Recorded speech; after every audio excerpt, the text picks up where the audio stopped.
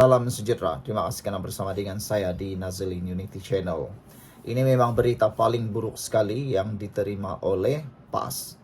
PAS mengharap UMNO akan bekerjasama dengan PAS sekali lagi. PAS berharap supaya UMNO akan menyokong PAS dan mereka bekerjasama, lalu PAS boleh menjadi sebahagian daripada kerajaan lagi dan lalu PAS akan dapat mengukuhkan lagi kuasa mereka. Dilihat, PAS tidak mungkin akan menjadi kerajaan kalau bukan bekerjasama dengan mana-mana parti gabungan rakyat yang lain. Antaranya Perikatan Nasional, Barisan Nasional dan Pakatan Harapan PH atau Kerajaan Negeri Sabah atau di Borneo. Namun demikian, dilihat mana-mana yang boleh bergerak atau boleh mendapat kemenangan solo hanyalah Barisan Nasional atau Pakatan Harapan. Kalau PAS adalah mustahil untuk mereka menjadi kerajaan persekutuan secara solo. Oleh sebab itulah mereka memerlukan sokongan. Paling tidak, paling kecil, paling minimum ialah daripada Barisan Nasional. Apabila mereka berjaya mendapat sokongan Barisan Nasional, mereka juga boleh memanipulasi Barisan Nasional untuk mendapatkan pula sokongan daripada kerajaan yang ada di Borneo, khususnya GRS dan GPS. Namun demikian, usaha PAS itu nampaknya menjadi sia-sia seperti mencurah air di daun keladi. Apabila sekali lagi UMNO memberikan keputusan penegasan, keputusan muktamad, memuktamadkan bahawa UMNO tidak akan mahu masuk kali kedua ke dalam lubang biawak PAS. Itu pernyataan daripada pemimpin UMNO, ahli Majlis Kerja Tertinggi UMNO, iaitu Puad Zarkasi.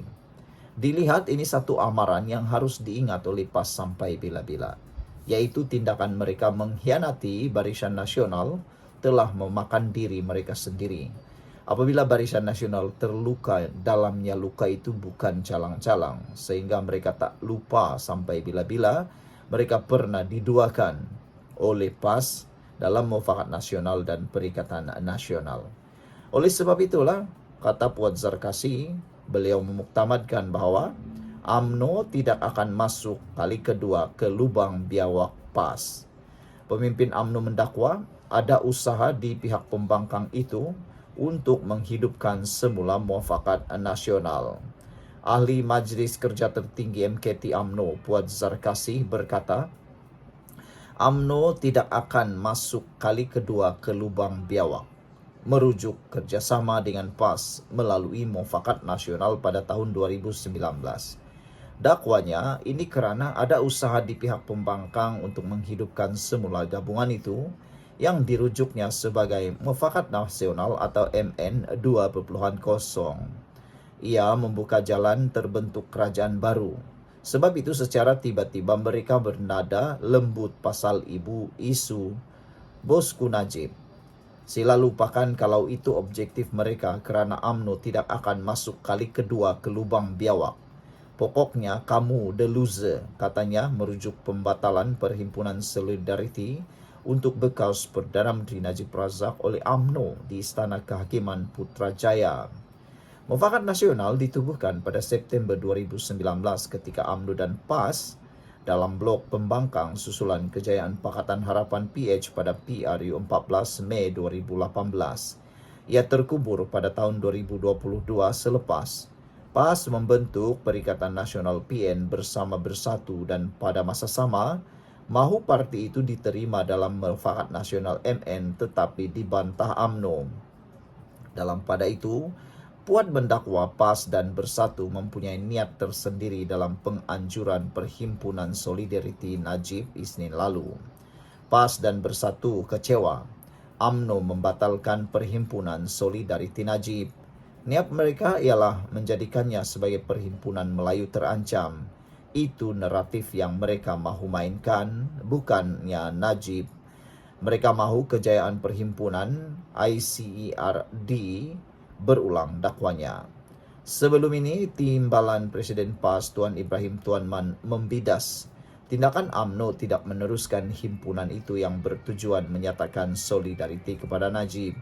Himpunan itu diadakan pada hari yang sama Mahkamah Rayuan mendengar rayuan Najib terhadap keputusan Mahkamah Tinggi berkaitan titah edendum yang dikatakan dikeluarkan Agong terdahulu berhubung tahanan rumah.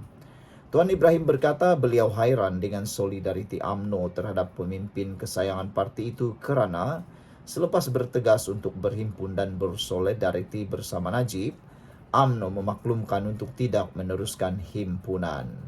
Pada 3 Januari lalu, Setiausaha Agung UMNO Ashraf Wajdi Dusuki mengumumkan parti itu tidak akan meneruskan himpunan tersebut atas prinsip menjunjung titah agung dan mematuhi garis gesaan Ketua Polis Negara.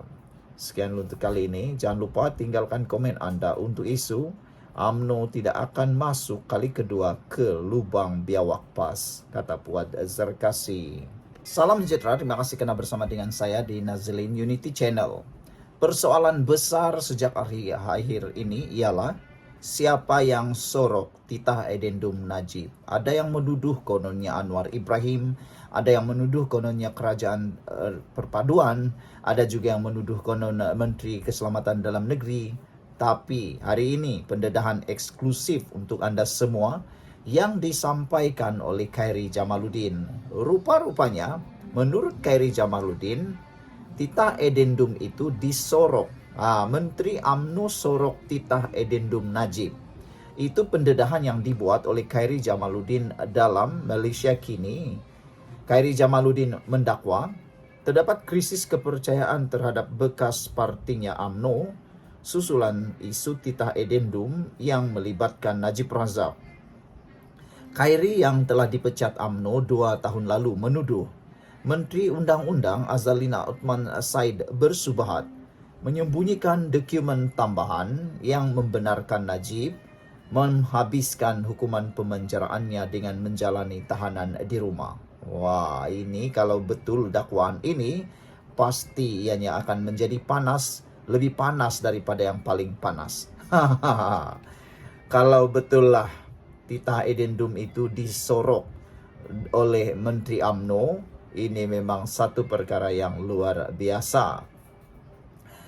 Saya percaya, kata Khairi, saya percaya Peguam Negara mungkin katanya, mesti memaklumkan kepada menteri bertanggung jawab, iaitu Menteri Wilayah Persekutuan di dalam lembaga pengampunan.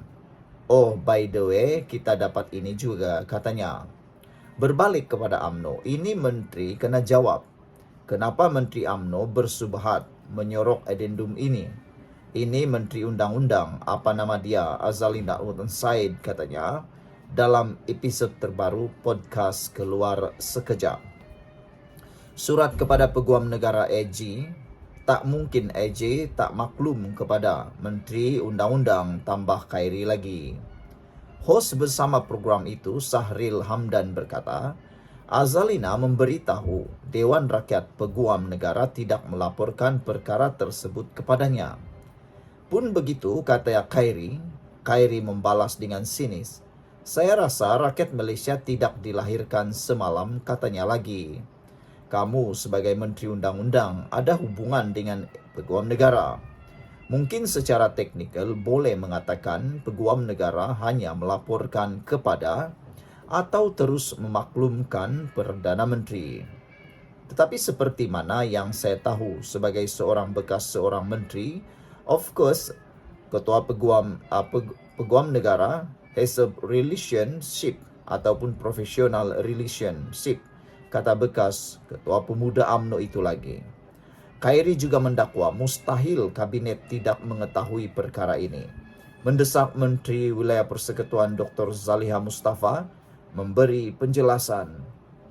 Kata Khairi, saya percaya kedua-dua menteri ini bertanggung jawab, tetapi mereka berdiam diri. Saya salut Menteri Dalam Negeri Saifuddin Nasution Ismail, kata Khairi lagi. Walaupun dia pernah berkata ia kabar angin, mungkin dia diarahkan oleh Perdana Menteri dalam usaha untuk melemparkan Saifuddin ke bawah bas untuk mengatakan bahawa Jabatan Penjara tidak menerima tambahan itu, kata beliau lagi. Sekurang-kurangnya Saifuddin ada keberanian untuk memberi kenyataan, tambah beliau lagi.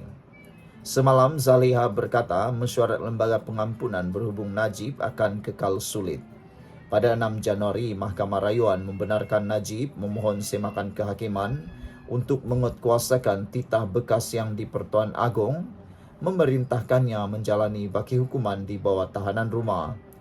Khairi juga menegaskan isu titah edendum ini boleh menghakis keyakinan penyokong Najib terhadap UMNO sambil mempertikaikan kelewatan Presiden UMNO Ahmad Zaid Hamidi dalam menyokong afidavit titah edendum itu.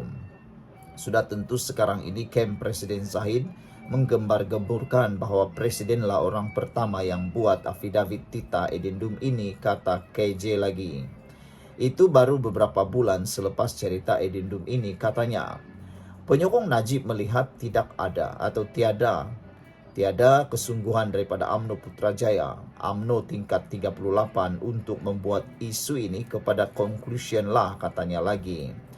Khairi turut menuduh Zahid cuba meletakkan dirinya sebagai penyelamat sama ada kepada Anwar Ibrahim atau Najib, sama ada savior kepada Perdana Menteri Anwar Ibrahim atau bosku Najib. Zahid tetap savior, tegasnya lagi. Titah edendum itu mengurangkan hukuman penjara 12 tahun ke atas Najib daripada 12 ke 6 tahun dan pengurangan denda 210 juta kepada 50 juta ringgit. Bekas Perdana Menteri itu disabitkan atas kesalahan salah guna kuasa, pecah amanah jenayah dan pengubahan wang haram melibatkan 42 juta dana SRC Internasional. Sekian untuk kali ini, jangan lupa tinggalkan komen anda.